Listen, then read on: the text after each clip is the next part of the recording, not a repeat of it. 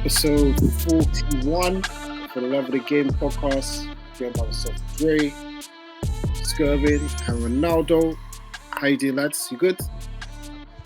All good, mate. All good. All good. We're here. That's good. Boy, busy week of football. But I think it's more of a busy day of football. Deadline day was a bit crazy. That's where we're gonna start this week. Boy, I think there's only one place to start, and it's down at West London. Chelsea, £323 million, which is a record in January. Just to break down statistically how crazy it is of Chelsea spending. Chelsea spent more than every team combined in La Liga, the Bundesliga, and League On. I know, Ronaldo, you've had a lot to say about Chelsea and their spending, but what's your overall thoughts on Chelsea's transfer window and how crazy it's been? And do you think this will bring long-term success to Chelsea? Oh, boy. I have to say, first and foremost, I have to respect it, innit? The quality that they brought in to a team that I think was decent anyway, but it's crazy. You know what I'm saying? Felix, Mudryk, Enzo Fernandez, like, quality all round, man. Centre back Bashilio as well. He's baller like that. I don't know, man. But in terms of how they came in, the money that's spent, it's ridiculous, bro. They're taking a mick like it's January, bro. Like, you know what I'm saying? Like, come on, like, where's football going? Like, signing players on 8-year contracts, and these things are unheard of, bro. You know what I'm saying? Like, what the hell's going on? You know what I'm saying, Jay? Like, surely we're gonna watch and see how this play out. But imagine a player being at your club for 8 years and he's a flop. No, you know what I'm saying? And how does that contract work? Like, saying he's not playing well and he drop off form, or you know what I mean? Back with that. It's not like they just gave a couple, man, a 6 year. They gave everyone that they signed at least a 6-year contract, bro. Some man are on 8.5-year deals, bro. You get that in like baseball and that. Like, you don't get that in football. That is crazy. Like, he could be rubbish after 3 years and you can't do nothing with him. And he's still got another 5 years left on his contract. There you go, bro. 5 years, or he could be injured. A major injury. Or he's chilling. He ain't going nowhere. He's seeing out that contract. I'm not gonna lie. If I was a player and I'm on an 8.5-year contract, I'm not gonna lie. If I got injury, I might just sit out a season, you know, or two. Thank you, Drake. Come on, you get what I mean? It's football. It's not like football changes, innit? You get what I mean? Like, it changes. The dynamics change. Where was Enzo a year ago? Where was Enzo in summer? You know what I mean? Football changes. The dynamics change as you go along. Players rise, players fall. That's how it goes. So banking on a player for 8 years, I think is ridiculous. But on that topic, I think UEFA's put a ban to that from next season, innit? You can't go more than 5 years with an option. With an option to make. What's that? The Cowboy Todd rule, yeah? Thank you, bro. They're thinking now, what's he going to go now? 10, 15-year contracts? You know what I mean, Dre? Like, where is it going to go? They have to put a cap on it. You know what I mean, Dre? But he pushed the boundaries, which is what you have to give him credit for. You know what I mean? In the business level. But a player is going to take the bait because he's thinking, what? You're giving me 375,000 for 8 years? I'm pretty sure in his contract, like, he's going to have, like, a clause where he gets a pay rise every year. What's that? Thank you. Yeah, so, and if he's playing well, then he's going to want to renew his contract, right? So he'll probably say, if he's good after 3 years and that, I'm not extending past the rest of the 5 years, but I want more money in it. And then what happens after 8 years? Because I'm pretty sure anyone that comes from South America does not want to stay and play in London for 8 years, bro. They want to go play for Barcelona or Real Madrid. So that where do you go after that? Do you know what I'm saying? Like, it's like, are you even gonna get a transfer? You're not even gonna get a return on the money you invested. Thank you. That's why I say it's ridiculous, Jay. It makes no sense. It's like a modern day slavery. I hate to use that word, but it's like you're signing to me. Say for instance, like you said, Enzo Fernandez, he has the best season of his career. They lift the Champions League, the league, everything within 3 to 5 years. He wants to leave, then what? Chelsea, like, we're not selling you. You got 3 more years of you, mate. Nah, I want to Because if he's going for what, 120 million euros, Chelsea are gonna want return on that and plus more. So who's paying that money? You see where I'm coming from? It's just ridiculous what they're doing at the bridge. It doesn't make any sense because it's never been done before. Do you know what I mean? Like, everyone came in, they did their bit of spending, but they did it casually over a certain amount of period. Like Bowley, Todd, and his sidekick, these guys are just splashing the cash. Like, not even Roman's got nothing on them, Jay. I'm not even joking. These men are moving harder than Abramovich. I like Skervin. What do you reckon? 110. But the wickedest thing is that I feel sorry for the youth academy, bro. Because none of these youth now at Chelsea, that they weren't really coming true. Only one or two of them, you get me? But I feel sorry for them. If they're signing players like that, bro, with that amount of money, what chances the youth got? Bro, now that you said that, yeah, that's how it shows you what's going on at Chelsea is something that's never happened before. He signed Hutchinson, he sent him on loan, youth player. He signed the other Italian wonder kid, under 21. He's on loan. So no, Hutchinson, I don't even think Hutchinson got the West Brom move. I think it fell through, though. It fell through, but like you say, these men are going to get stifled, and they're ambitious, so they're going to have to leave. This is it. They're going to have to leave. That's a valid point. But, bro, I don't know how to describe or explain what's going on at Chelsea. I respect it from a fan perspective. You're thinking, yeah, we got all these world-class players. Let's go attack it, win trophies. But on a business level, I don't know if this is sustainable, bro. Because it's never been done before. How long is that contract for Fernandez? 8.5 years. 8.5 years. That takes man to 2031. I couldn't believe it, Skur. When I saw it, I was like, flipping now.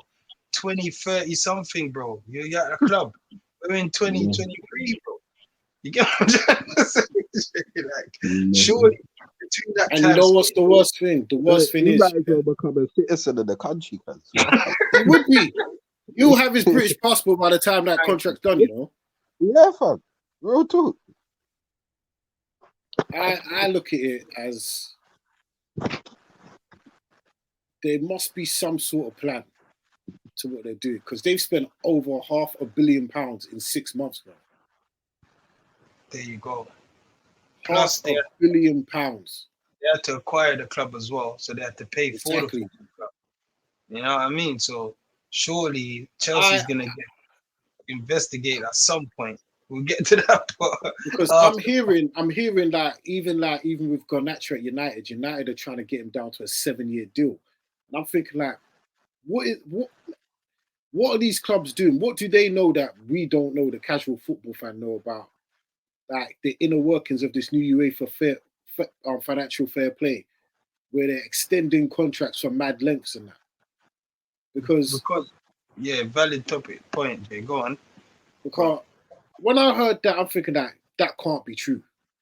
But I heard it. It's like it's looking like it's going to be possible, and that there's going to be release clauses in the contract and that.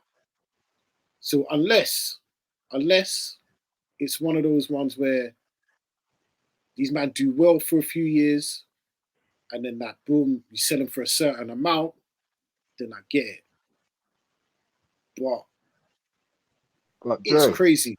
Yeah, go on. Great. But say if the man's, like you said, the man signed an 8.5 year contract, bro. So how much is that man's release clause after 2 years, bro? The man's still got 6.5 years, bro. And you know what's I think he's stuck there. There must be something. But there must be something like, because his agent wouldn't agree to that, bro. Do you know You know what why? I'm saying? Jake? It's got Because to be the catch is, yeah, whatever you sign for, that's what you're on for the 8 years. That's what I'm saying. So you see, Modric, over that 8 years, they have to pay him that amount of money in it. So like before, like say Sancho, he's on 375 in it. So say after 2 seasons he bangs, he's gonna renegotiate his contract or he's gonna leave. Do you get it? So it's like it's a two double-edged sword. So players always negotiate new contracts anyway at some point to get more money. So you see what I mean? So for the club on a long term, business-wise, that could be good. I know it can come back to haunt you with injuries or players flopping, but look on it on a good way, on a positive way. Say he comes here and he has the best season in the world. He's stuck at the club, Drake. They don't have to sell him or raise his wages. Do you get what I'm trying to say, bro? Because he's locked down for 8 years. But if you're back, if that accident, if he's banning, he's banning in goals and whatever and whatnot, surely you want to pay rise, isn't it? You want to be paid for the work you do, innit? If he's stuck on that for 8 years, then that's slavery. That's what I say. It's like a modern day slavery. It's like, because you know why as well, what you said before, UEFA's changed the rules, Drake. So it goes down in. Even if United get because I saw something, even if United get a new owner this summer, because of the financial fair play, it don't just include transfers, it includes wages as well, innit? So United have to get rid of Bear Man this summer no matter what. Thank you. And that's why Tenner's tried to bring in the cap now. You see it, Drake, because from next season, you have to you can only pay your team, you get in it 80% of your profit. So and it goes down every season, 80 to 70. 70, you get what I'm saying? So obviously Bowley, he's ahead of the game, Drake. But I don't know how they're gonna sustain these contracts. See, with United, I can understand what they're saying with the wage cap. That makes more sense. You get what I'm saying, Dre? And then it makes more sense in terms of like, that's why they're signing big young players.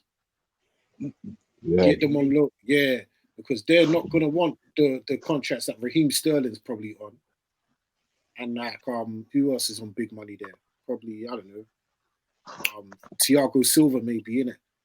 Like, so it does make sense in that aspect, but still, like, it's crazy. It's crazy. You have to see how it plays out. They're well paid. They're well paid slaves. But like we said a couple of weeks ago about Mudryk, he's coming from a war-torn country, bro. Like Enzo's coming from what? League 2 in Argentina, 2 years ago? Bro, you know what I mean? These men are gonna take that money, bro. Do you know what I heard yesterday as well, bro? Apparently he signed like what is it? 120 grand a week contract. He's never seen that money before, blood. So he grabbed that in it. But blood, how can John Joe Shelby be going to Nottingham Forest and be on 100k a week, bro? Madness, isn't it? Bro, that is ridiculous. Bro, when I see John Joe Shelby, Lingard's on 175 at Forest, you know. That's cheap. But as soon as his agent that he's John Jones, sign me up, mate. What you saying? John Joe heard Lingard was on 175. I was like, mate, I need 100. You know what, mate? You got to go in for 100. If it's not 100, I'm not coming. Coming here asking for 80, but mate, since you're giving him 175, I want 100, mate. Round it up. Yeah, it is absolutely crazy. But in terms of the players that they bought, what do you think? They're all quality signings? Yeah, majority. In my opinion, I think majority. Modric, baller, young baller, reputation. You know what I'm saying? He's trying to build that. So he's hungry. Felix, something to prove. You know what I'm saying?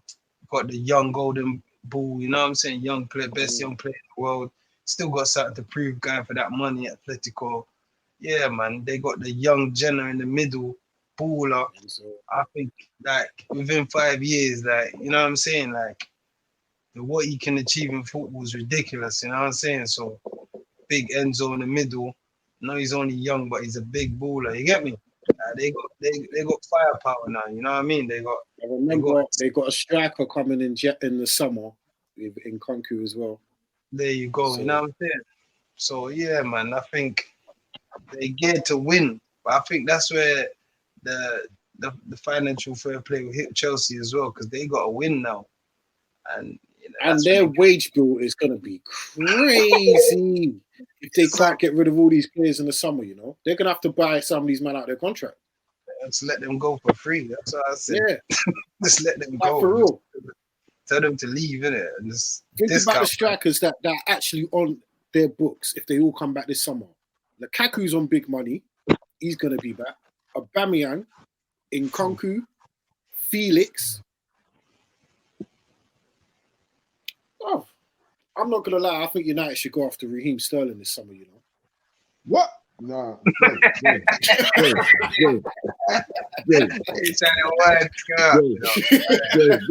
Don't let me get mad at this Arsenal, brother.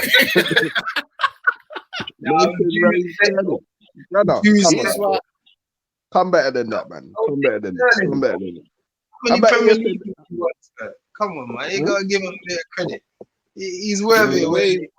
No, for the way we play. Once a blue, always a blue, mate. He can't come to our for the tournament.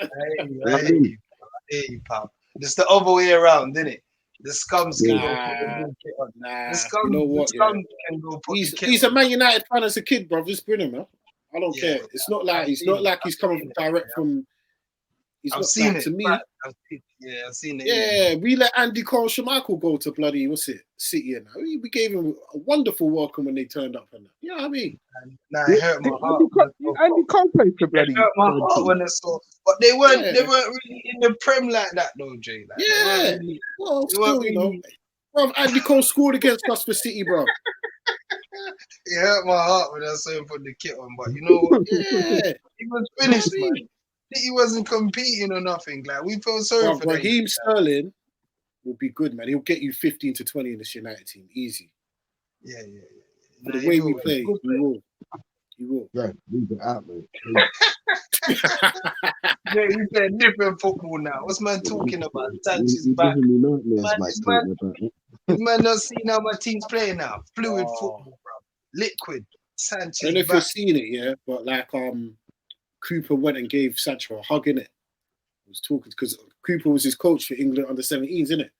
Yeah. Yeah. I was talking to him for a little bit and that. Yeah, man. Asking, you know what I'm saying? Because, hey, listen, man. Listen. See, United now. Different kettle of fish, you know. I walk in anywhere confident.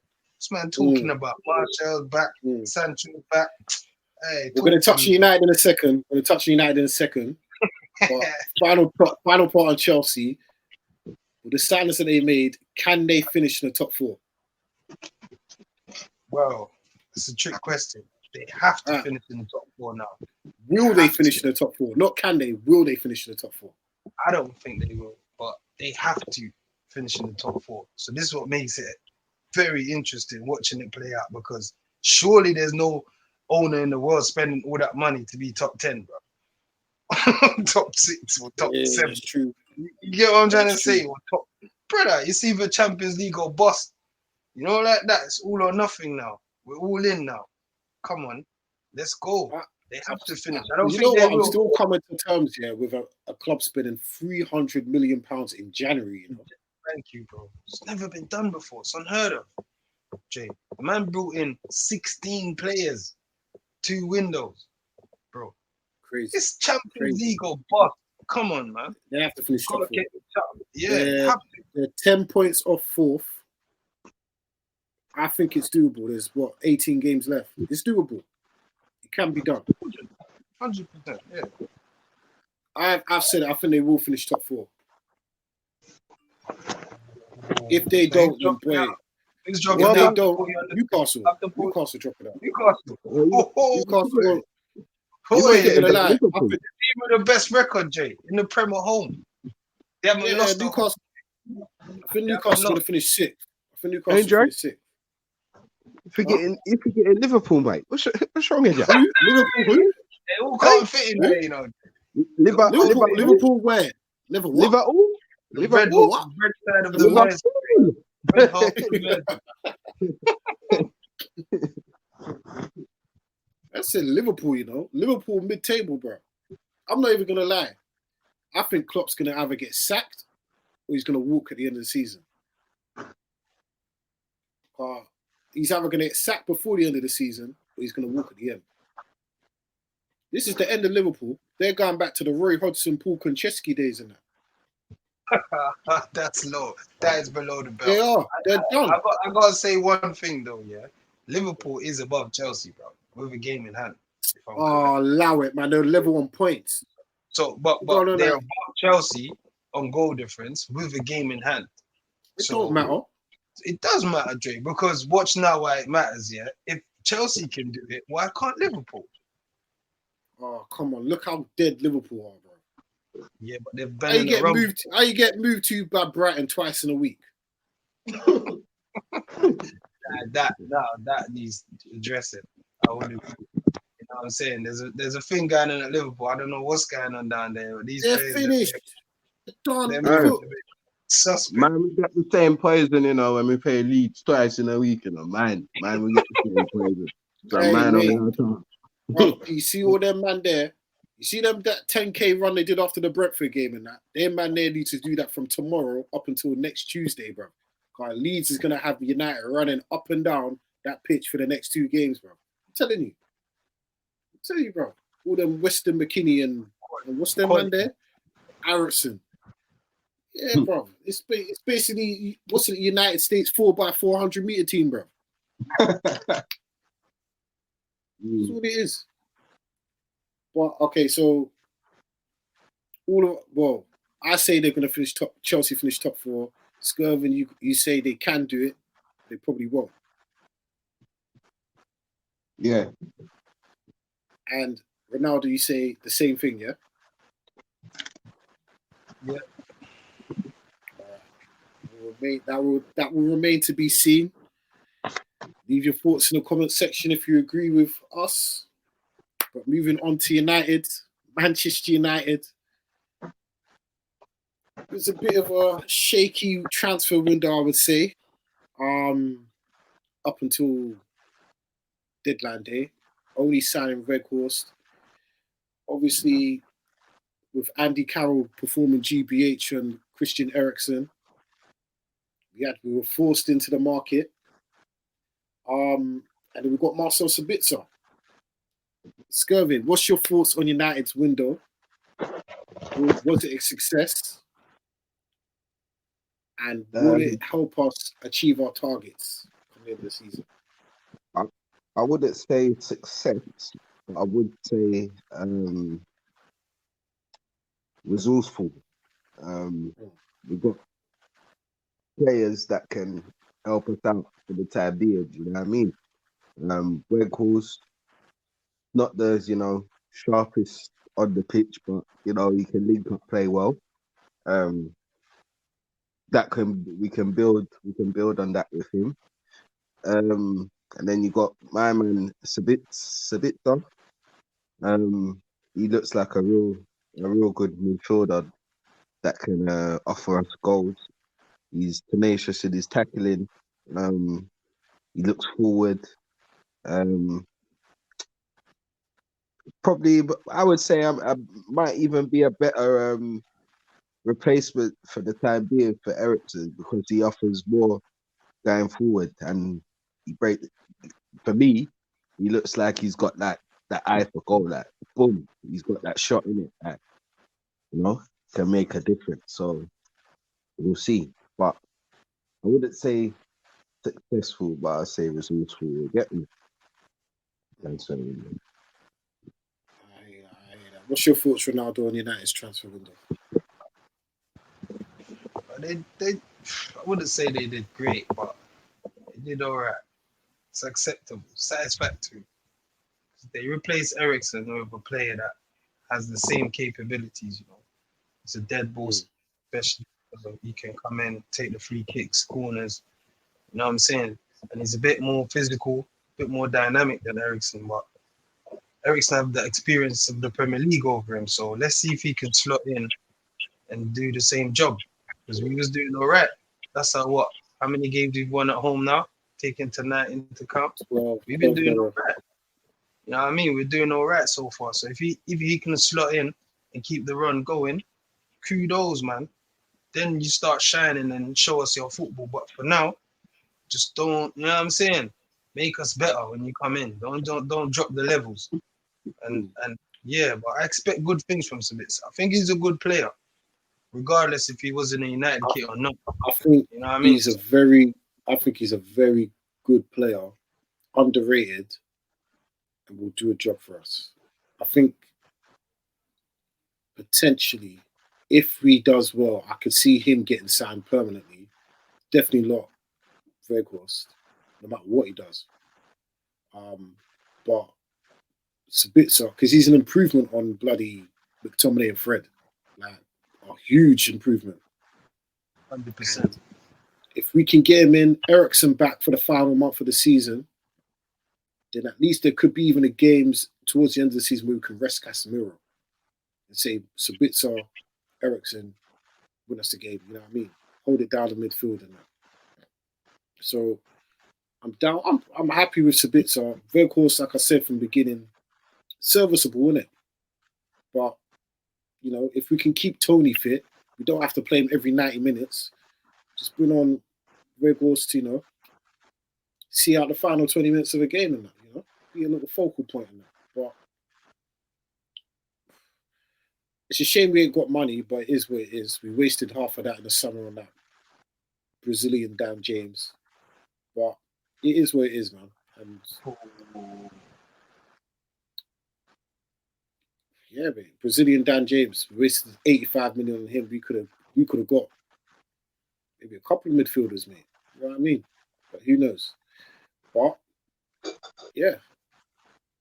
You know what I'm saying? But it is what it is. We'll go from there. You know, hopefully in the summer we see the second phase of Ten Hag's rebuild. We get more of the deadwood out of the club. He brings in more of his players, and then I think next season we're gonna really see it with United. But, you know, serviceable, you get me? Moving on though. Oh, and just to mention, Man United have reached their first final since 2017. No, their first final since the Europa League a couple of years ago. But they're looking to win their first trophy in 6 years. They're through to the Carabao Cup final against Newcastle. Early predictions, lads. You think we're bringing it home? Come on. Kind of question. Come on, tenants. Young, Eric you already know. Come on, we're gonna paint the city red, bro. You feel me? We're gonna come down there and paint it red, but won't be easy, lads. Because you know it is 3 days after I think the second leg at Barcelona.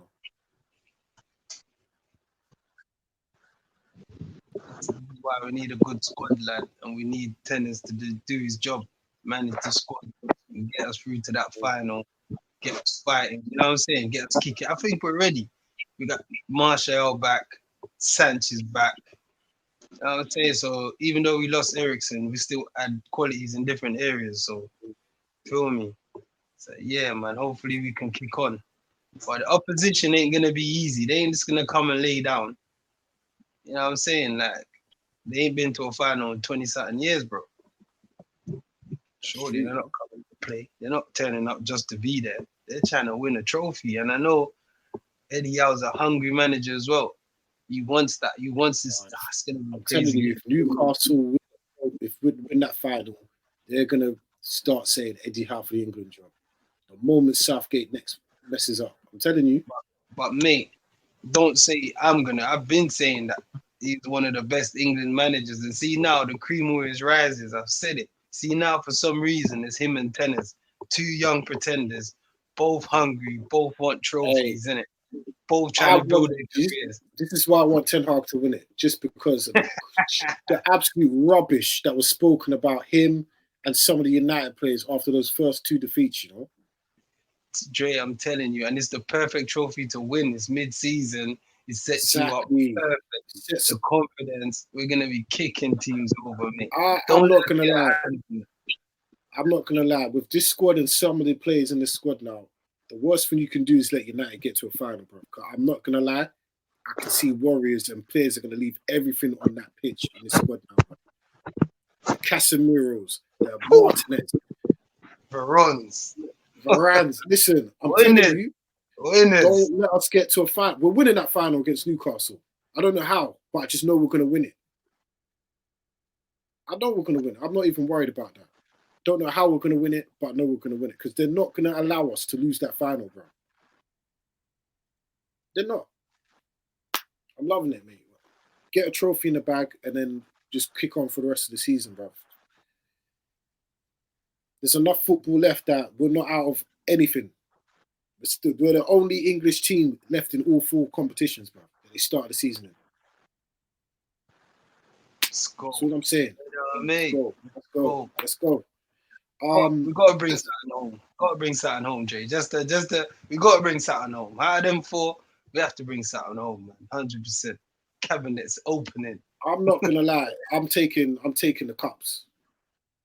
The 2 domestic cups, the top 4. I'm happy with that. But don't let us get to 5 or 6 points off the top of the league, you know. But then I'll start talking shit. I want the triple. I want the triple. He wants the Mickey Mouse treble and that. Remember when Liverpool done it? We mean Mickey Mouse. Boy, that's what you're playing for, you know, Jay. Hey, Mickey Mouse, you can only win what you. Wait, what trouble are you talking about, mate? What trouble are you talking about? No, wait.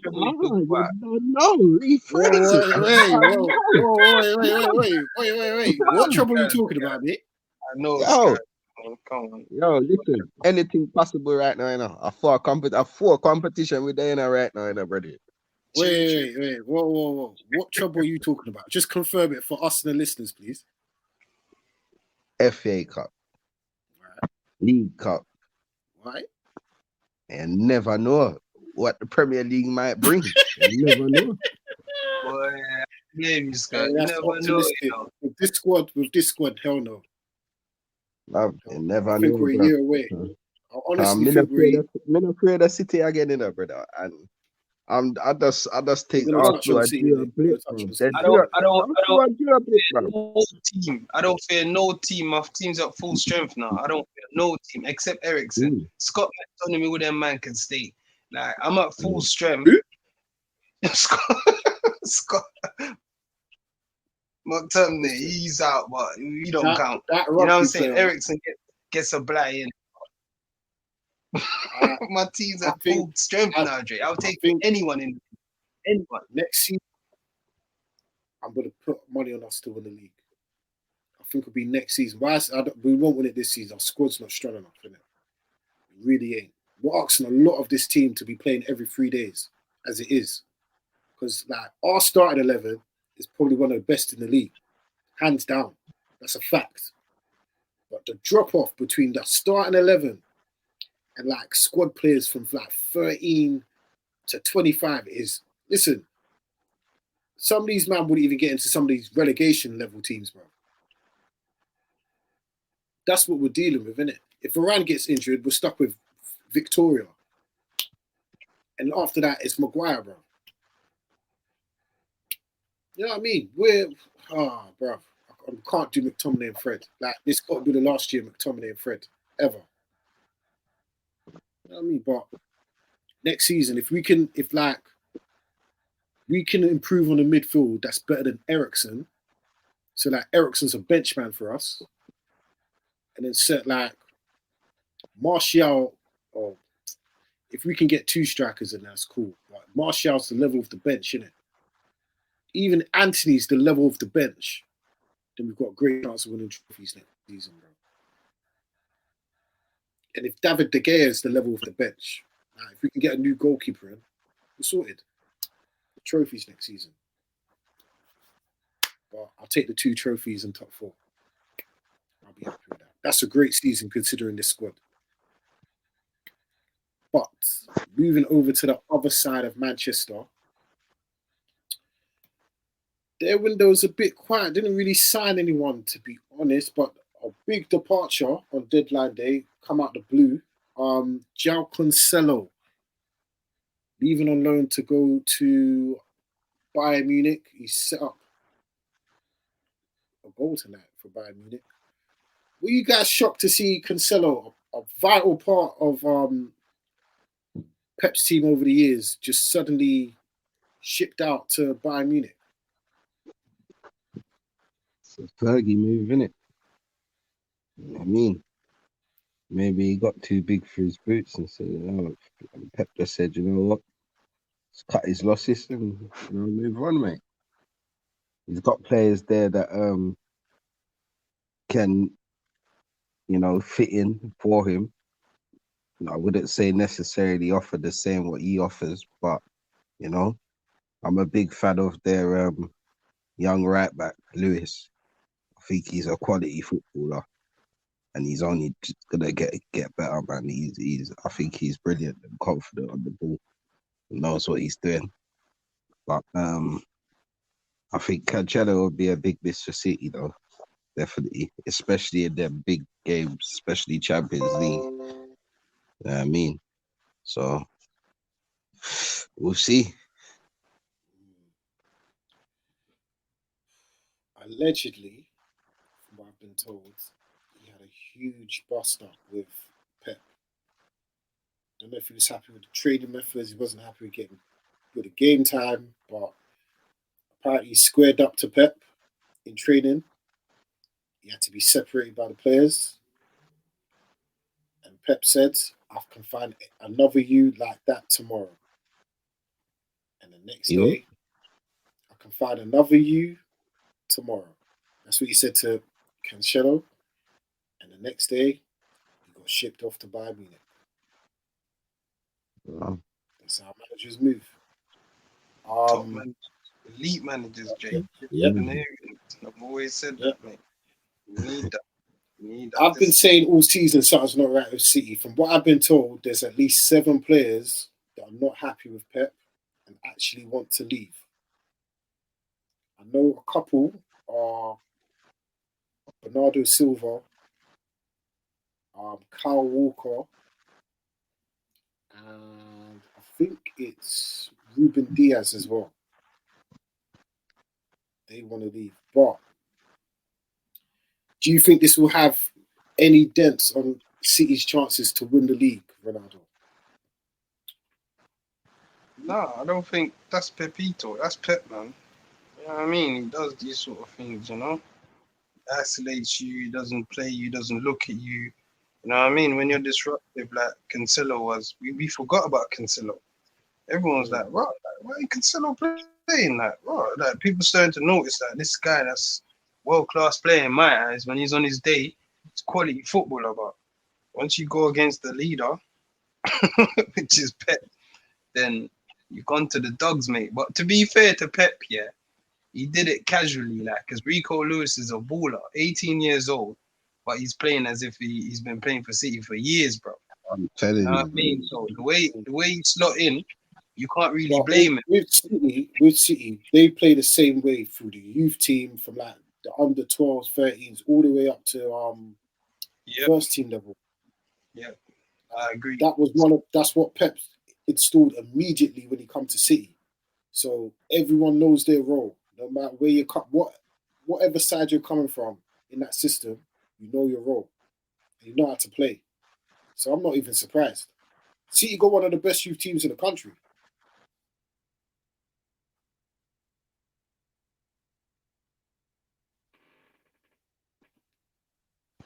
Well, yeah, it will be interesting going forward. We've got a touch on Liverpool. They brought in Cody Gakpo. Boy, they get moved to. Apparently, he's played 5 games. He's had 14 shots, 3 on target. In the long run, will Cody Gakpo be the signing that Liverpool expect? or is this another potential Eredivisie flop? I'll take Mm. I'll take that, Jay, because I'm a big fan of Gakpo. I'm not gonna lie, I'm surprised, with his performances, but he was in a struggling team. Liverpool was struggling. He's struggling to like find his feet, and he has to go and bring Liverpool on his back because everyone's off form. It's not just him. Salah's a ghost, bro. It's like he's a different player this season. You know what I mean? So, team struggling for confidence. Defense is leaking goals like nobody's business. But I'm surprised. I wouldn't say he's gonna be a flop because I see glimpses of what he's trying to do.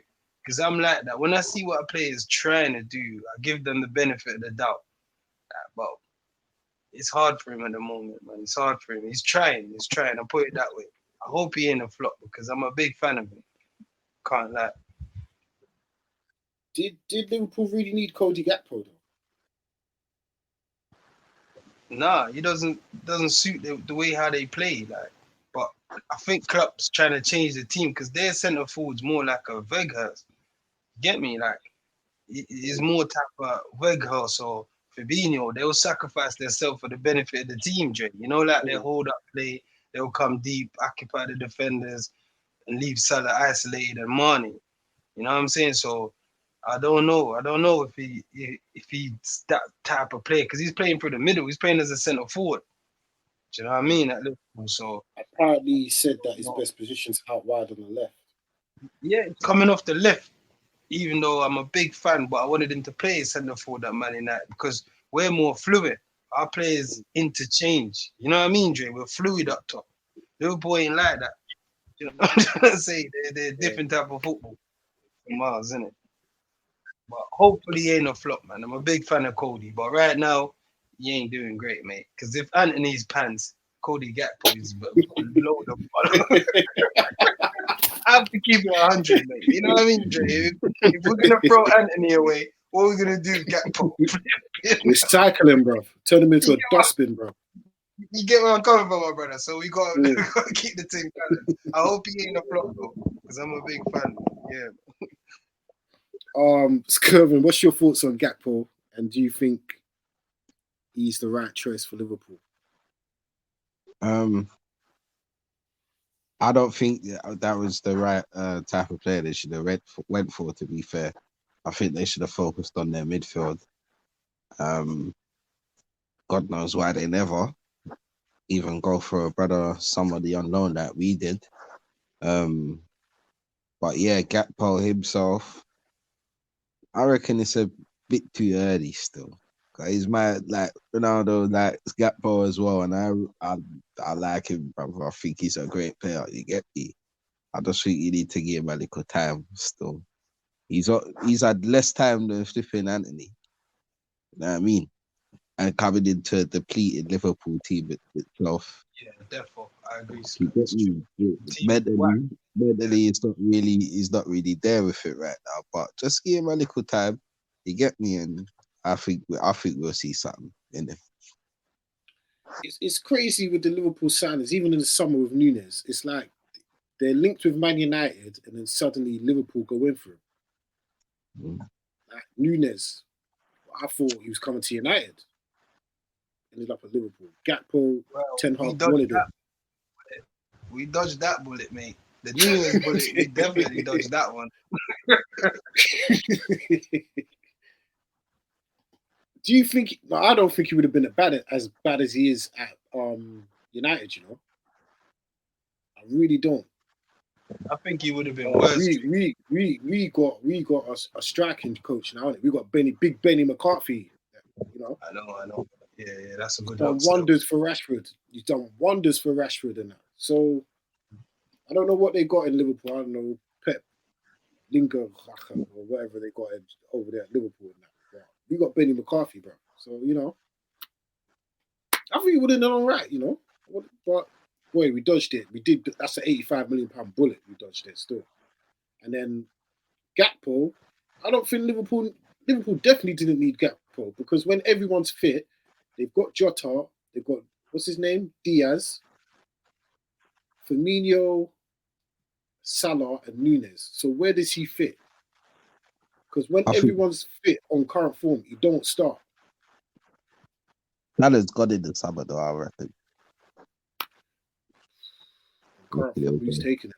And Dre, you made a valid point, yeah. They got Arthur Melo, yeah. He got injured before the season started. I don't know what happened to him.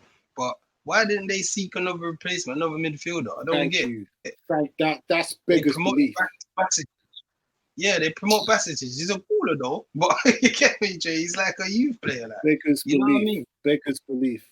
You I feel don't know me? why they did. Mario, Elliot, But surely, man. Come on. apparently, Klopp is more involved in transfers now, isn't it? So maybe that's where Liverpool going wrong. Because before it was it Michael Edwards? He's not there no more, is he? Legend. Nah. You can do Yeah, his full because Klopp didn't want Salah, Klopp didn't want Mane. Michael Edwards said no. We're signing them. Brought them in. Brought in Gini Ronaldo. Brought in Andrew Robertson. Boom. You know what I mean? Like now, I don't even think Klopp knows what he's doing. Because everyone can see you needed a midfielder.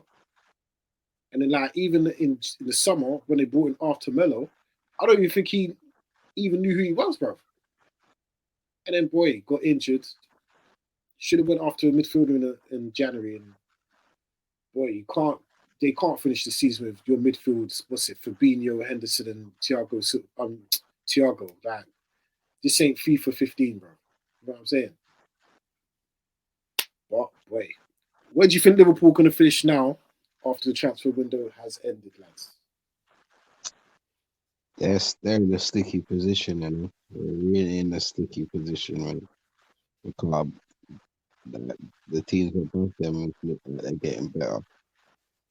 Right, it look like they're getting better. I don't know what that Chinese man is on, but that Chinese man bad man. Yeah, no, but the Chinese man bad man. Or Hey. sorry, Japanese man. Mitoma. His name's Mitoma. Yeah. Matoma. Bowler. Big boy. Trust me. So it's not looking good for them, man. They're in a real bad patch, and you know, I don't see they're getting out of it right now, man. Let's be fair, lads. Injuries played a part to Liverpool, yeah, but Liverpool's done it before, innit? They've done what they had to do to finish top 4. So I have to respect it until it's proven, you know what they say, innocent until proven guilty. Yeah. So until they mess up, you're always gonna say, yeah, they can do it. But for me, I don't think they're gonna finish top 4. You know what I mean? Like Newcastle's in there, you know what I mean? So that's my top 4. That's the only space left because United's in there and City and Arsenal's in there. So everybody can't fit in there, you know? Feel me, Jay?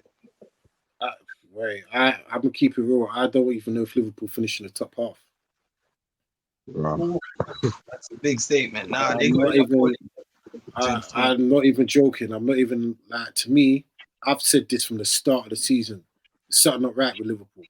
Said it, and they ain't improved a lick. This ain't just a bad patch of form. They've been rubbish all season, bro. And if it weren't for slapping Bournemouth 9-0, they would have a 0 goal difference right now.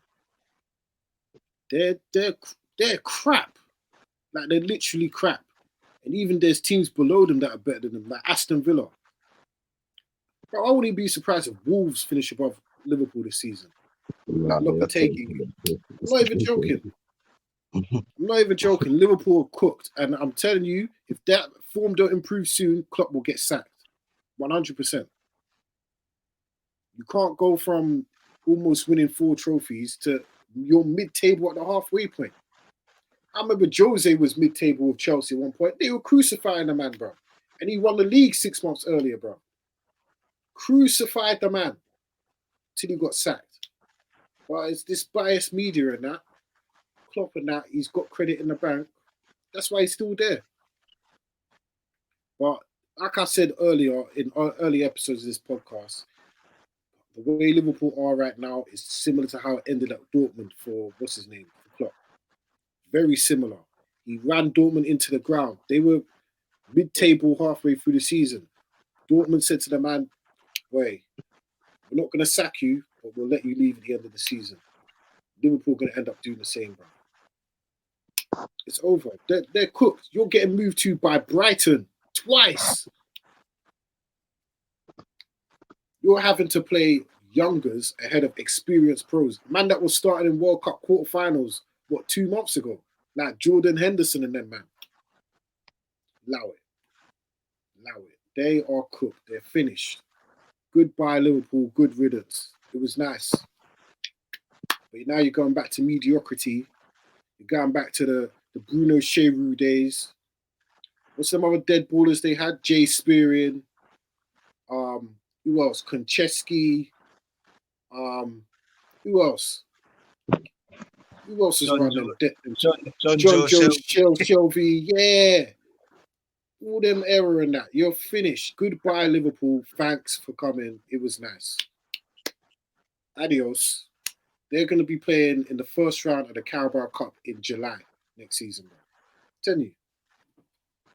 But moving on to the league leaders, Arsenal, not too busy in the window. Couple of late signings. They signed a centre back, but they also signed Jorginho.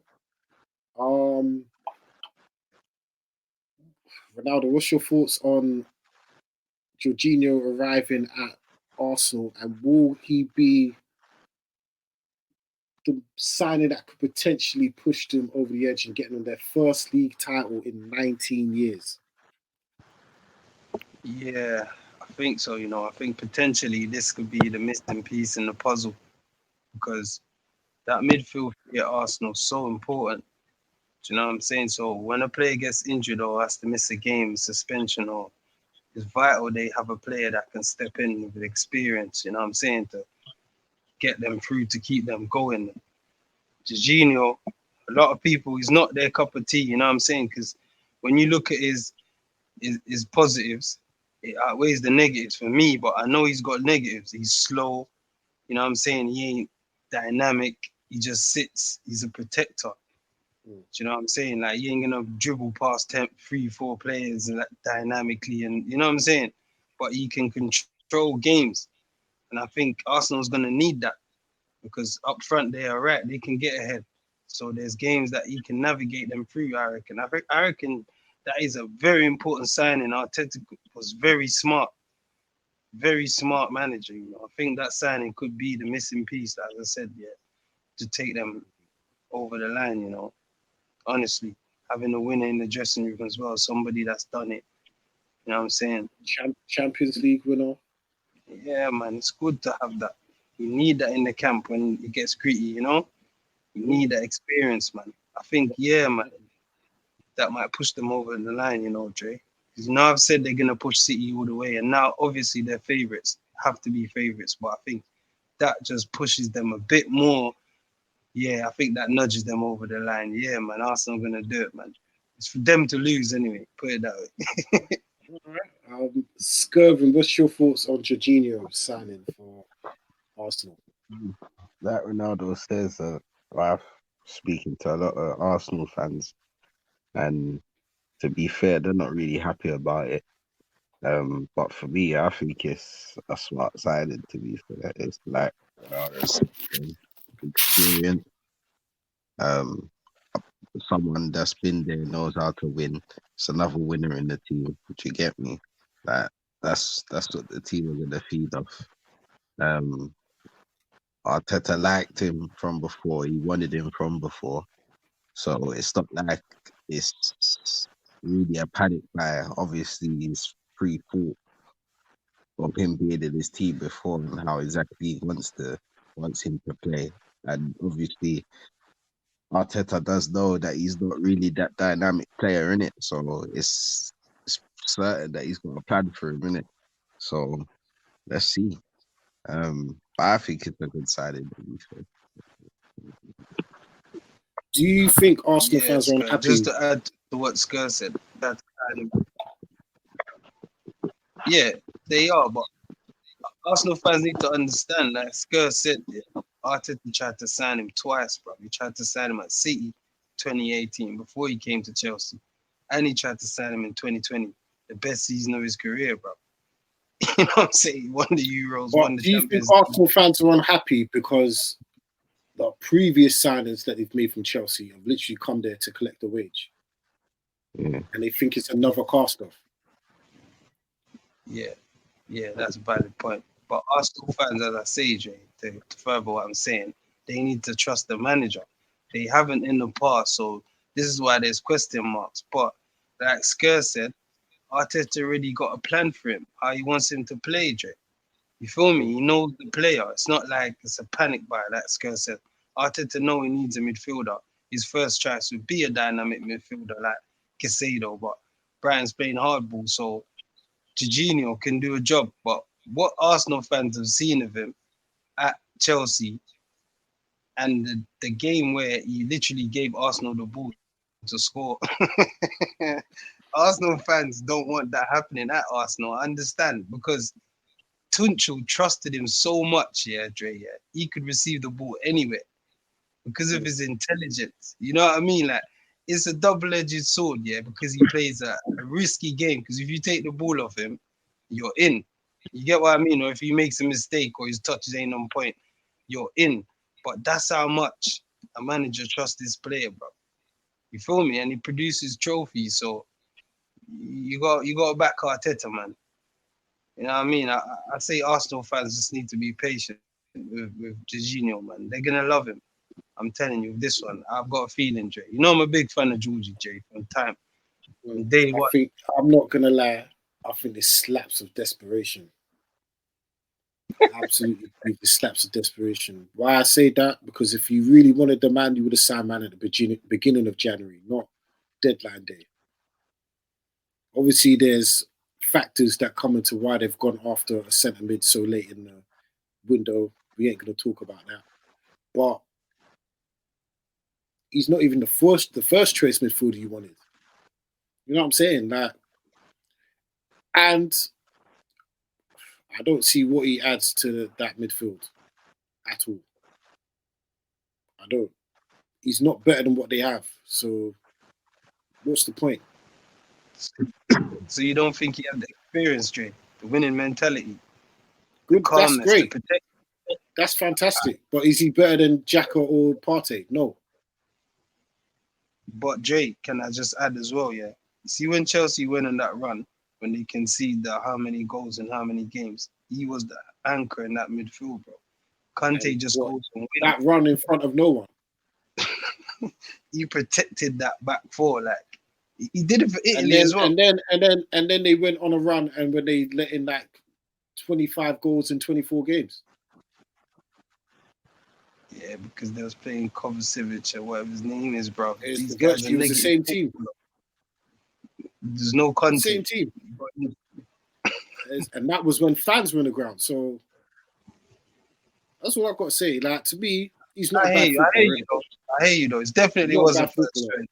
And you made some valid points. He wasn't first choice, definitely. You know what I mean? This is why Arsenal fans are upset, because they know this guy came out of nowhere, deadline day. What? And it's not even like they signed. Like, to me, I get where Arsenal fans' frustrations are in terms of, it does seem like they are Arsenal or Chelsea's cast-offs club, isn't it? I get it, but this is the best cast-off they've signed from Chelsea. Not long ago, you know, won the Euros. He was up there. He was highly rated to possibly win the Ballon d'Or. But football's moved on a bit in the last couple of years, and that for the way Arsenal play, could be a good thing in terms of slowing down the play. But could he be someone that, okay, they might need a goal to win a game. He's on the pitch. He slows down the play a bit too much, if you know what I mean. You know what I'm saying? Like, for example, the game against United, yeah, is 2-2. If he's on the pitch, slowing down the play, will Arsenal fans like that? No. I hear you, but it depends, innit, Jay? Don't forget they had Trossard as well. Just saying, yeah. Because you see, good signing. You see when the quality don't drop. Say like they was up against us, yeah. and he can bring Jorginho on. And every time we attack here, he takes the ball off us. He does 5 passes. Frustrating, Drake. That's what he's like a manager on the pitch. This is what he does. You're gonna see clear at Arsenal. He frustrates you. So you see when you're attacking them, they win the ball off you. He gives everyone a touch, but he knows he's gonna pass the Saka. This is how they are. That you see when Chelsea at their best here, Jorginho is pivotal to that team, bro. And no Chelsea fan can deny that. I'm telling you, that's why he wears the armband, Jay. They Chelsea fans can hate him and they can say whatever, but I'm telling you, bro, I think, personally, he's gonna be a valued signing to Arsenal in them big games as well. Trust me, I'm telling you, Jay. When you see Arteta, and Pep, they know, he's like a Rodri, Drake. You get me? But in a different form, innit? It's just the same mentality how they're gonna play. Just sit, bro. Discipline. It's like a back 5. You know what I'm trying to say? But yeah, I hear your points, but don't forget Arsenal's got him and Trossard. Like, you know what I'm saying? That's 2 good signing. The quality don't drop, bro.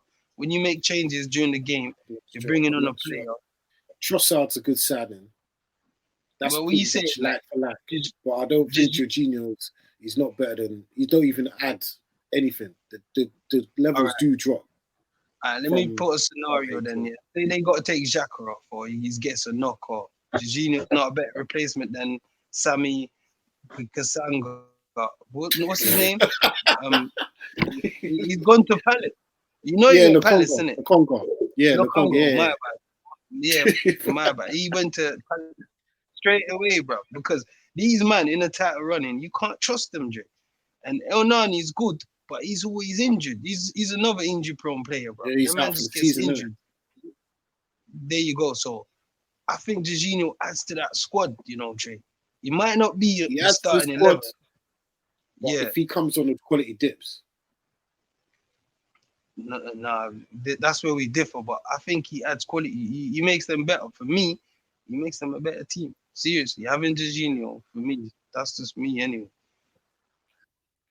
Well, we'll wait to see on that front if it does. Moving on. I think we need to give a special praise, a special shout out to Newcastle United. First final in 24 years. If I'm correct, yep. Eddie Howe. I think it's time that people start giving him his flowers, in the space of just over a year, he's turned Newcastle into potential relegation candidates, from potential relegation candidates to now top 4 in the league, or 4th in the league. Well, they 3rd in the league. 3rd in the league. Only 1 league defeat, and that was when they got robbed against Liverpool, and into a major final. Lads, how do you rate Eddie Howe's job at Newcastle?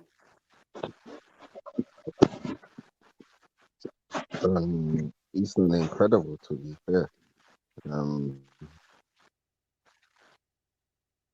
Proper rate what he's done. Like, he's actually coaching his team. Work good, you get me? They were as a unit, as a actual football team. They're actually a football team now. You get me? And you got the experience in there. I think Trippier was a great signing. Trippier is making a huge difference as a leader in that dressing room as well. Newcastle are the up, man. There was even like a news report, and that I was watching today. Some woman, she's been supporting Newcastle. She's like 60 odd, and she's been supporting Newcastle for how long? She said that she's never seen the town like it. You get me? So right now, what's going on up in Newcastle and what Eddie has done is mad. So we're gonna have a difficult game at Wembley, definitely, without a doubt. They're gonna be wanting to bring a trophy home for what they've been doing this season. You know what I mean? So big up Eddie Howe. Ronaldo. I know you've been a big fan of Eddie Howe. Is it time we give him his flowers?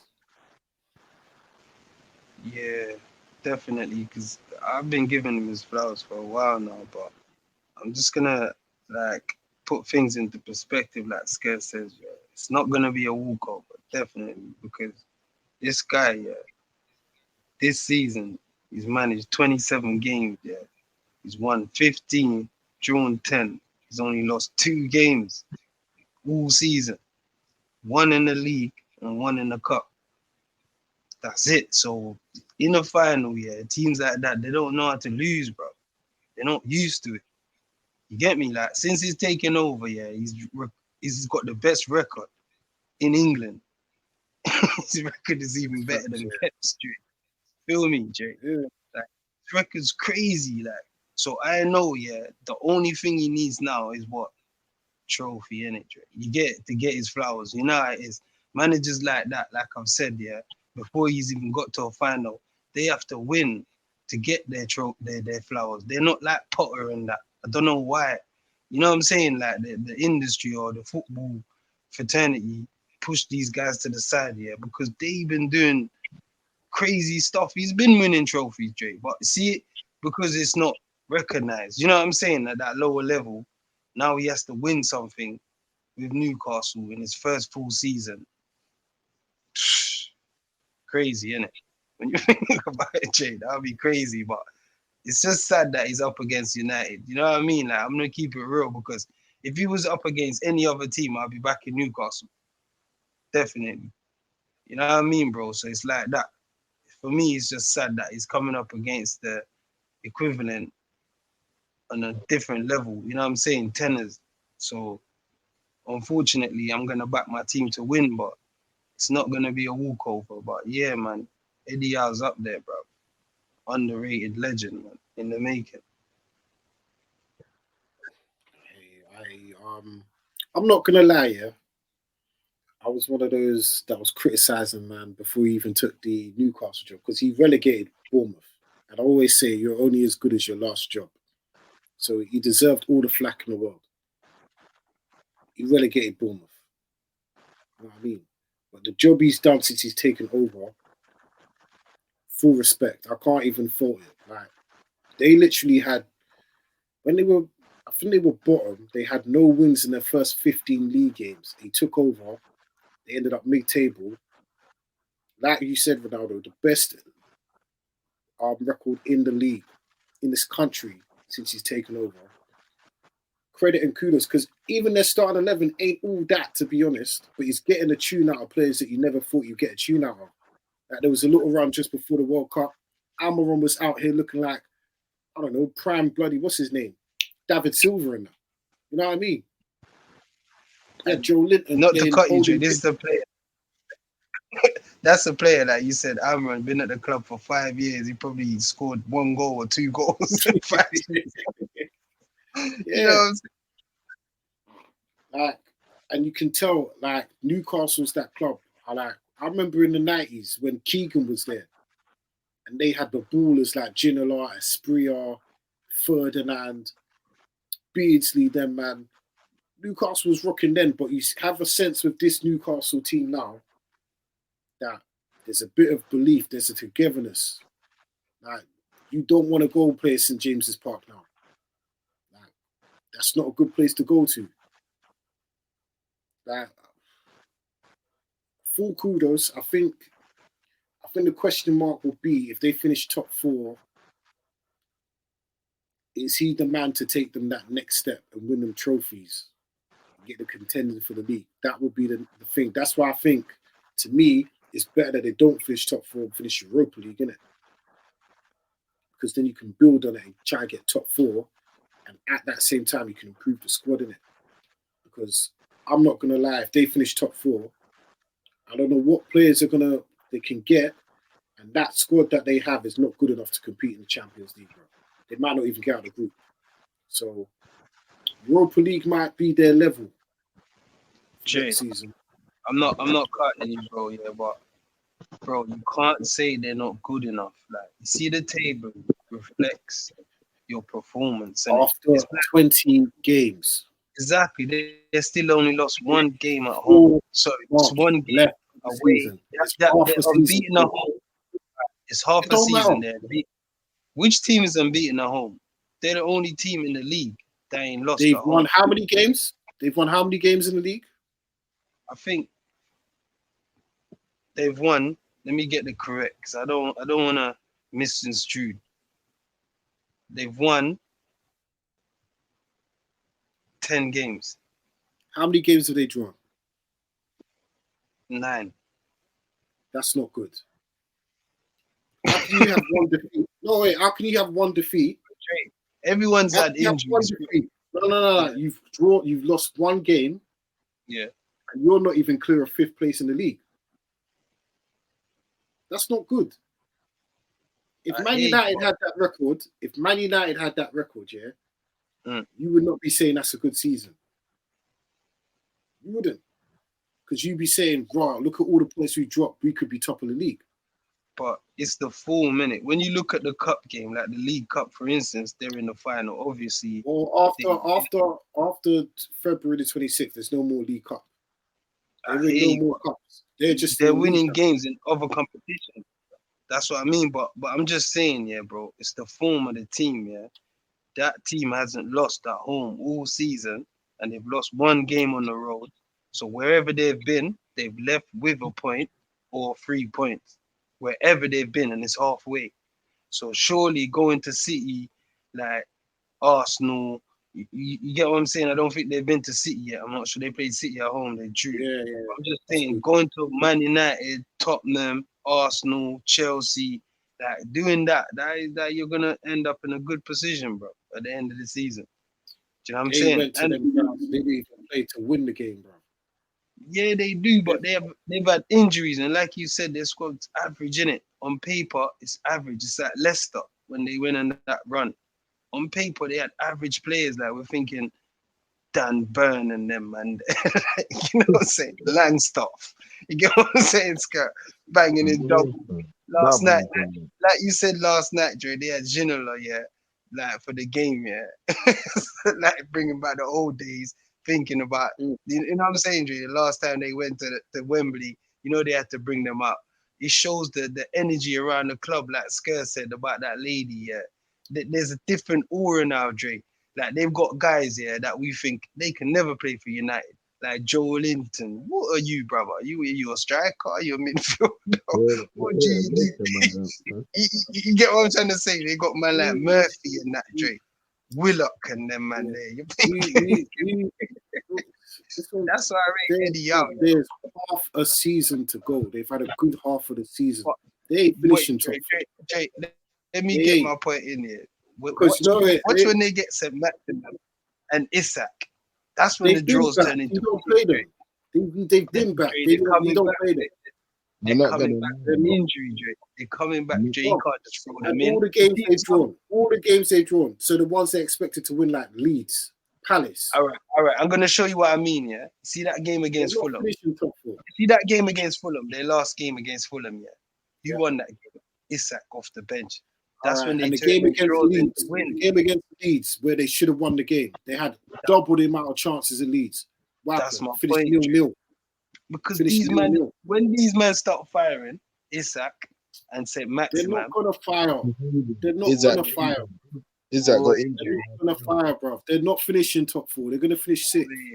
All right, we'll see, pal. Because they ain't got players that know how to, when they expected to win a football match. They ain't got that. That's not in their makeup. They ain't there yet. The performances I've seen at St. James Park, that's different. The way they handle Chelsea, the way they've handled how many home games got left? The way they handle big teams. That St. James Park's rocking right now, mate. I'm telling you, the big boys are coming up. Leeds went there and left with a point. Leeds went there and left with a point. Palace have gone there and left with something. Tyneside's rocking now, mate. Hey, man. Hey, you're gonna do them, Jordy. You know when they take their tops off in the stands, that's when you know. Fat ones and you already know they're back. once you see that, you know they're back. They was doing it yesterday, bro. Hey, that football club's funny. They had Shearer and that, all them, man. The old guys, they're there now, Jay. They're back, man. They're a threat. Trust me, Jay. Top 4, Yeah. Champions League. Next season they'll be a threat. Definitely not this season. Definitely not this season. But kudos for them. They had a good start to the season though. Still, well, we might as well get to the Premier League fixtures coming up, mate. Starting on Friday, West London Derby Part 2. 3 weeks ago, Fulham were hosting Chelsea, and Fulham got the W. A lot's changed in 3 weeks. A few $100 million's been spent. Chelsea host Fulham, Friday night football. Will we see the same outcome, or is this a second win in a row for Potter?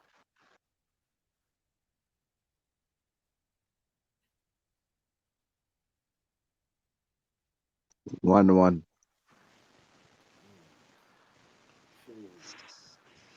I'm gonna say Potter. You know, he has to win. Has to win. The energy around the club, the level. You know what I'm saying? Players are going all out in training. Yeah, man. I say they edge it. Not easy game though. Because Fulham's turning up to play football. So I say like might be a 2-3-1 Chelsea, but not all out. Like they might get 2 on the break or something.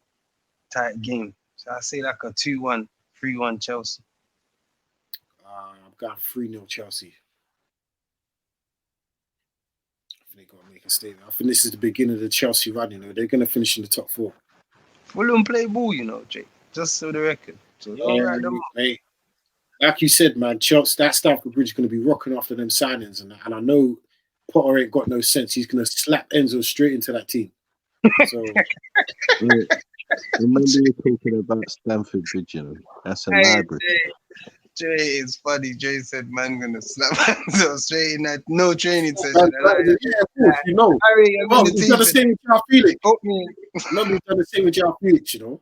João Felix even picked up a bib in training and man started against Fulham. Is he still suspended, João It's Felix? like they just call Potter.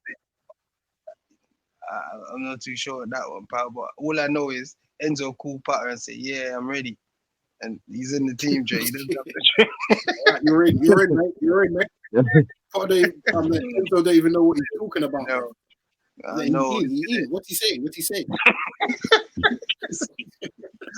I think they'll get over the line, you know.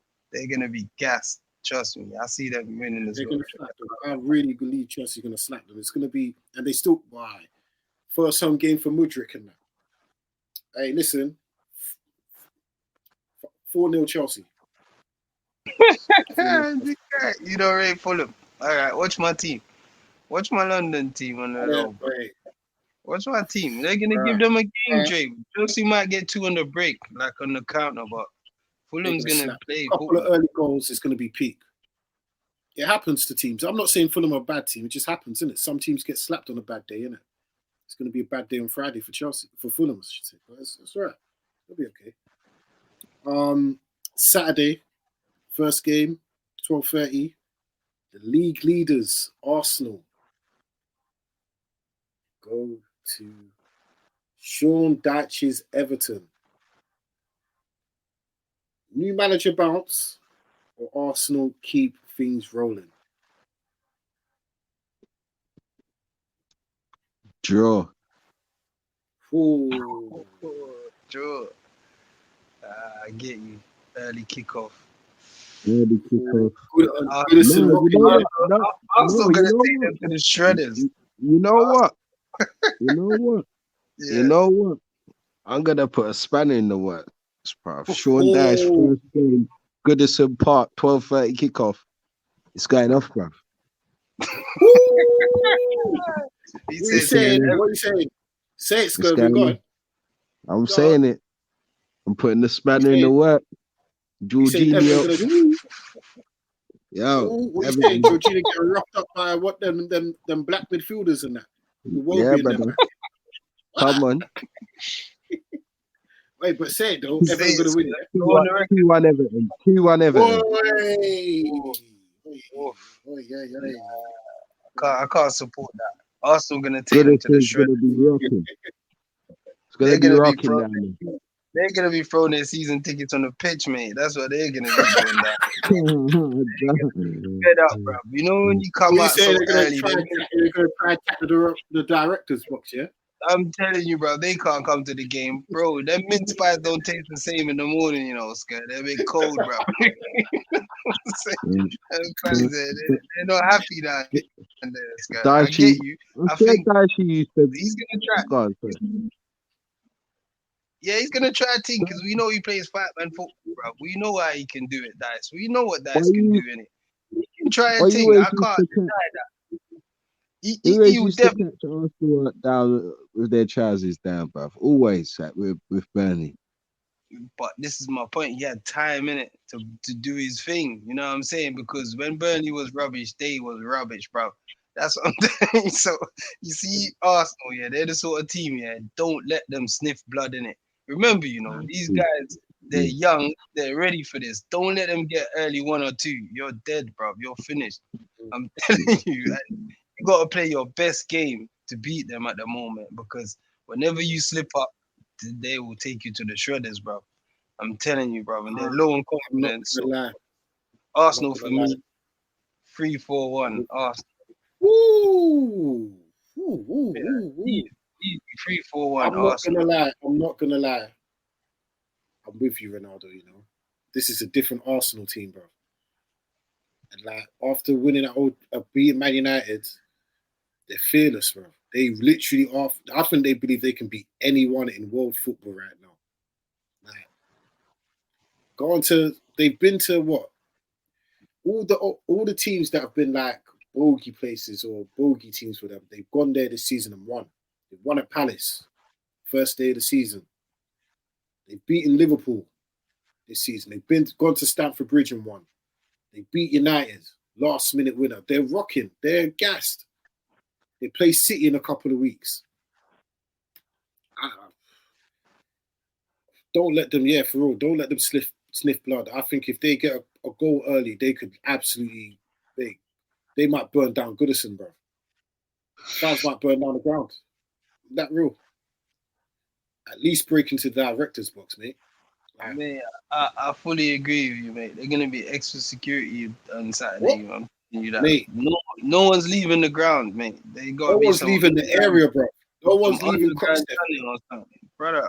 Them fans, no one's leaving Stanley Park. Serious, you know how they are, bro. They're upset at the moment, so I can see that area. They care about their football clubs, you know. Everton and Liverpool, they care.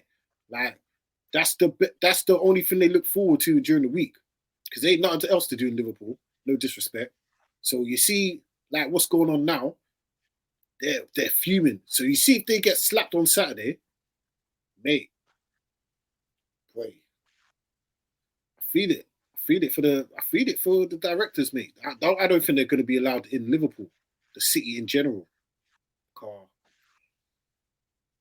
Boy, I'm going to go Arsenal. I'm going to go Arsenal 3-1. Arsenal. But if Everton score first, they win the game. They win the game. Sean Dyche football with Tarkowski and Connor Cody, perfect. He was licking his lips when he heard his Tarkowski and Cody, bro. He's like, oh, yeah, that's a bit of me. Yeah, but yeah, I'm gonna go with Arsenal because they're rolling right now. 3 o'clock games. Aston Villa at home to Leicester.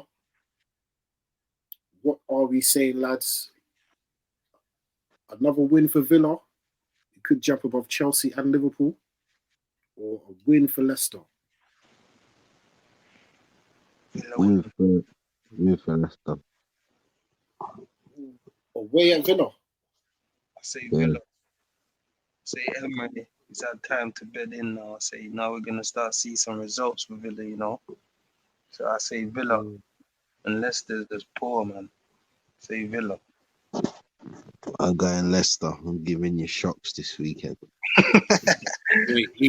Hey, Skervin's come with the coupon busters, mate. You know what I mean? I'm gonna go Leicester 2-1. I'm going I Villa say- 3-0. I always give a goal to the team, but I'm gonna go with you, Dre. 2-0 Villa. Yeah, that's All right. Next 3 o'clock game: Brentford versus Southampton. 2-0 Southampton. I mean, not Southampton, Brentford. Hey, I was about to ask what you're smoking over there, Skervin, mate. You know what I mean? I was thinking, raw, like, What are you putting in your spliff, mate? 2-0 Brentford.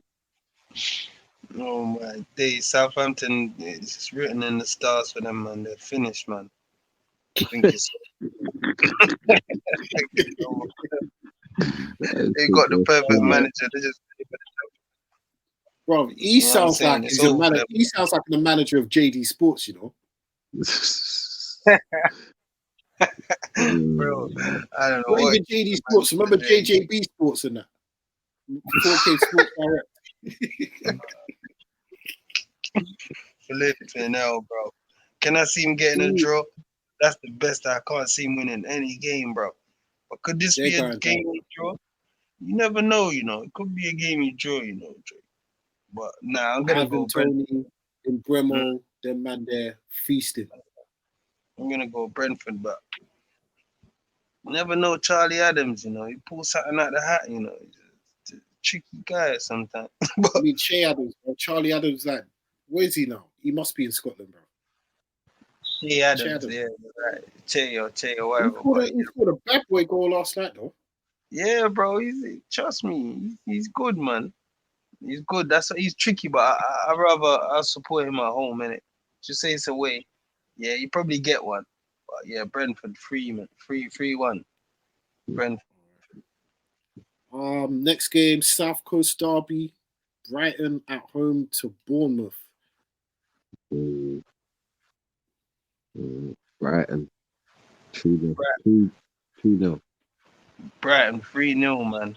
That guy, man, scored 38 goals in certain games he's been there. Jay, this guy scored goals for fun, bro. See this guy, and Brighton manager, Zegre, he's too much, bro. I'm telling you, he scores goals for fun. So I'm going Brighton 3-0, bro.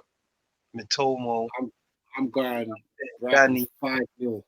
5J. I say 4, definitely. Brighton scored for fun, bro. You see Brighton, I've never seen a manager leave a club and then the next manager come in and they're playing much better. Actually, the team that he left was in a good position and he's made them even better. Brighton are way better under De Zerbi than Potter. Way better. They play better football. Score goals for fun, innit, Jay? Bro, Solly March, I don't even know he just seemed like a normal standard English bloke. He's made man seem like Frank Lampard, bro. Like, hey, kudos to De Zerbi, man. He deserves all the flowers in the world, bro. Brighton and they played ball. Made Liverpool twerk 2 weeks in a row, bro. Living. Nah, I love how he does it, though. Give him his credit. It's true, Joe. 100%. Definitely. 100%. To me, I think they're one of the bigger threats to finish in Europe than Brentford and Fulham. To be honest. I think Fulham and Brighton, I've already said, though, but Brighton, man, flipping it. They keep losing players left, right, and centre, man. Man beat Liverpool. And look where they're finding them. Look where they're finding these guys. But apparently, too much, innit? Where Mourinho said he wanted Matoma when he was at Tottenham. I think it was a few years ago. But the board didn't sanction the move. Then Brighton went and got him. Look now. If you can use what you do, that's 50 million at least. Jay said 50 already, You ain't even done. Bro, you know what I'm saying? Hey, but when they're out here slapping £100 million price tag on Casado and that. I know that is my man's all doing Facebook post talking about man's got 10 siblings and that and he just wants to go Arsenal. Listen, hey, Bro, oh my God, bro. man Did said you see good for him and his 10 siblings, you know. bro? Hey, Nah, football's crazy, you know. Imagine going into whoever advised him to do that. I Like know, before bro. you like, bro, we're from the era of transfer requests, you know. Just go to the man and ask for a transfer. Man's going on Facebook, you know. Giving monologues, talking about Man, his you 10 can't. siblings. Did you see the video when he was leaving for Brighton? The whole 10 siblings was at the airport, bro. Man was hugging all of them. He's not even lying, Dre. It's mad. But you gotta I like. get it. Football's He's crazy. probably gonna be close to what, 80 bags a week. What's he on right now? 4 bags a week. That's not too much for his family in Colombia. Where's he from? Colombia, Ecuador. Ecuador. Dre, It come might, on. it How might, can you man that's getting it might keep the water running, bro. It might keep the water running, but that man there, he deserves a lavish lifestyle, bro. You can't. These men are from the gutter, you know. Most of these players now that come up are from the gutter, bro. Yeah, you can't dangle stuff like that in front of them. Nobody. Yeah. You can't show So them I them don't big. blame. Yeah, you I can't don't show them blame them these. big. And you know what as well? I like how the Zebra dealt with it, Dre. Yeah, he's a smart guy. At first, he said Brighton's moved on from Casado. See, when they asked him in the interview when he had to play Liverpool, man goes, "We've moved on from my man." You know, like that. Brighton's moved Yeah, on they from. dropped him. They dropped him until And then February. after, Yeah. yeah, and then after they asked him, he goes, "He's young. Everyone makes mistakes. There's a way back for him." You know what I mean, Dre? He ain't isolated him or nothing. So you can tell these are managers of experience. Yeah. You know what I mean? They know how to deal with situations. Just to get the media out of it is that, yeah, you know what? You're on garden leave, innit? Stay at home for a month. We don't need that energy in the dressing room. When you get your mind right, you come back. You know what I'm saying, Jay? It goes to show, like, who advises these players? These agents are idiots, bro. Because when you even look at Anthony Gordon at Newcastle, yeah, what's he done at Everton to even be saying, "Man, I'm not coming to training, bro"? I know. You can't dangle these things in front of these guys, Jay. Like you say, we don't know their personal situation, and That's true. Casado, he made it clear, innit? I know personally, if I'm getting 4 bags to do a job, yeah, at a team that I know, if I go to a next team, I probably do less of a job, and I'm getting He's a going to be on zillion 200 times the amount of salary that he's on. Like, literally. Thank you, bro. Come on, bro. You can't do that. You see things like that. That's what's called topping up, bro. You know what I mean, Jay? You can't do things like that. That will push the player's mind. He doesn't want to go training. He's not involved. He's forcing a move, innit? It's like Anthony, bro. Like what we did. Come on, bro. This is his big money movies from the favelas. Man's out here. You get what I'm trying to say, Jay?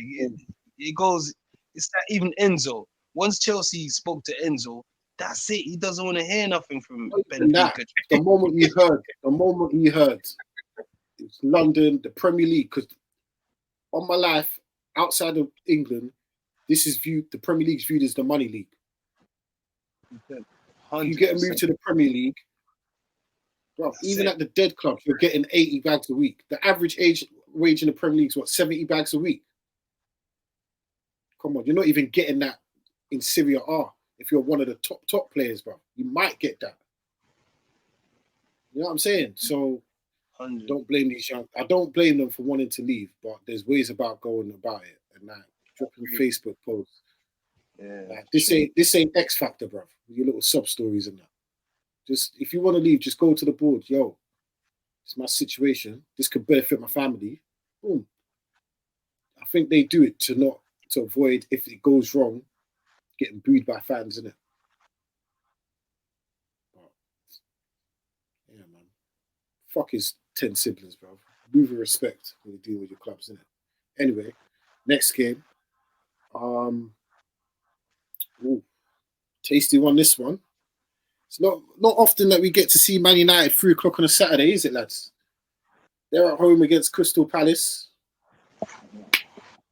Palace have a very good record at Old Trafford in the last few seasons. They've left with the W. I think 3 of the last 4 seasons. But surely 12 wins in a row, 9 clean sheets. United make this 13 home wins in a row, and we make up for that draw. What, 2 weeks ago? What we saying, lads? Brother on me. Sanch, Marshall, Rashi. Why the lads, the vibes in the camp? We're gonna turn them over. This is revenge, bro. This is payback, lads. I'm saying 4-1. I'm saying 4 levels. I'm saying Sanch, no score sheet, Rashi, Marshall, and I can see Bruno popping up, bro. Or Sabitzer, bro. You feel me? Boy, Like, who knows, bro? Who knows, bro? Who knows, bro? I'm saying 4-1, man. I love it. Let's go, man. 4-1 United, bro. Are you gonna come with a coupon buster on this one?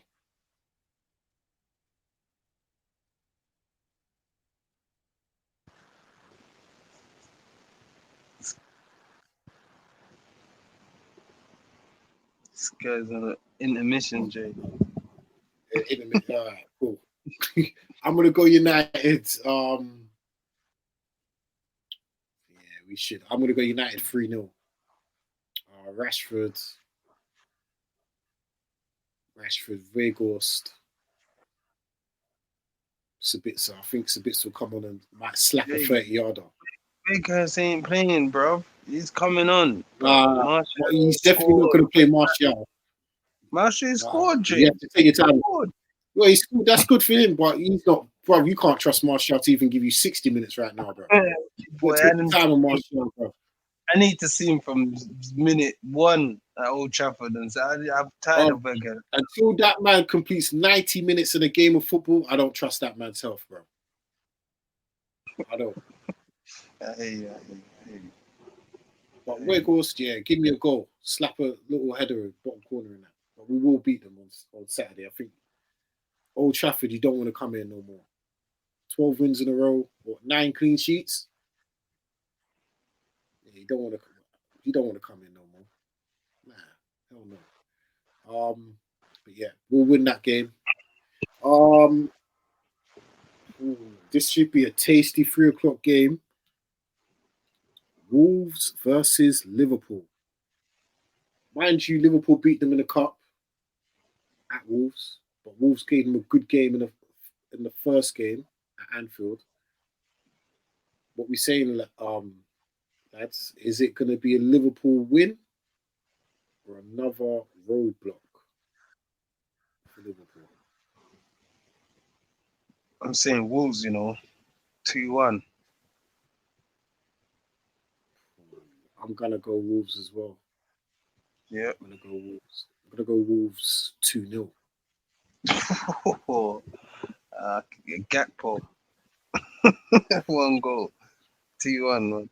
Someone said that Gakpo looks like Joel Matip having a run up front.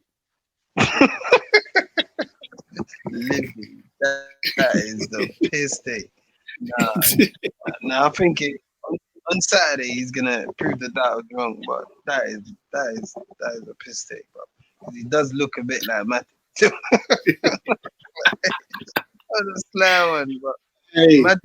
Matip's better up front at the moment. You know what I mean? To be honest, bro. Hey, wait.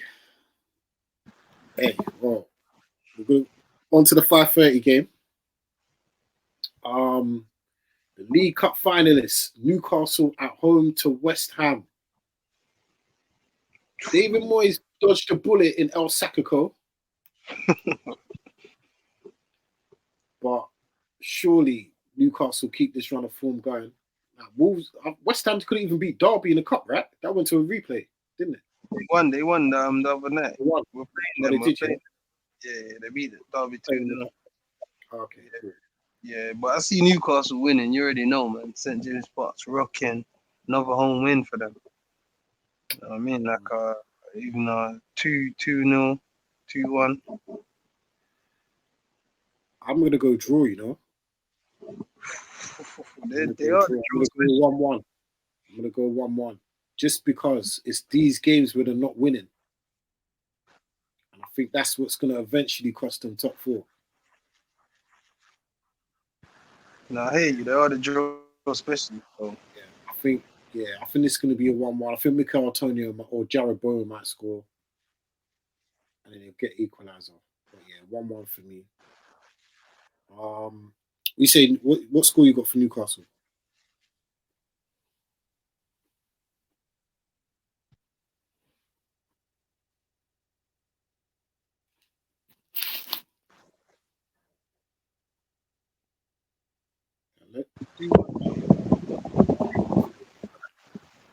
And then Sunday's games, Nottingham Forest against Leeds. This is football heritage, bro. Yeah. Forest on a tidy little run in the league, you know, they've dragged themselves away from the relegation zone. Yeah.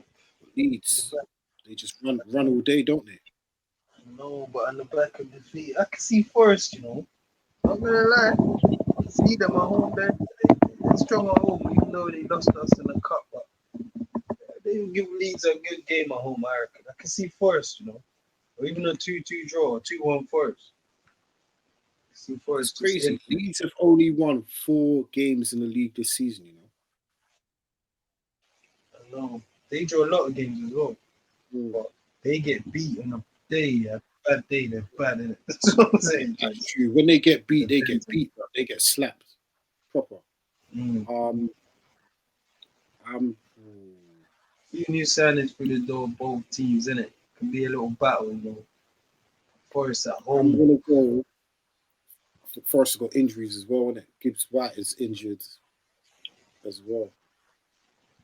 Yeah. It's gonna be rocking. This is a traditional English fixture, you know. I'm gonna go draw. I think it's gonna be 2-2. That game will be 2-2. Big game on Sunday. This one's not really being talked about, but this could be big in terms of the title race. Manchester City go to Tottenham.